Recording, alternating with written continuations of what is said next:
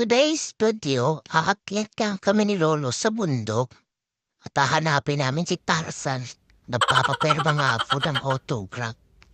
Abay, sumakit na nga yung mga paa kung sa kakalakad. Di ko pa rin mahanap.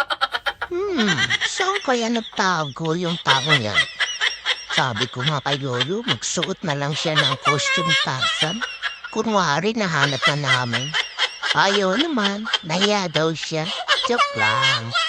Ito nga kami namamasyal kami sa kabundukan. At fresh na ang hangin dito, pati utak ko, fresh na rin.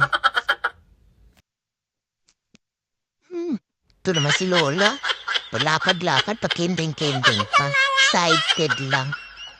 Ano kaya tinitingnan ni Lolo dyan? Baka naghahanap ng palaka.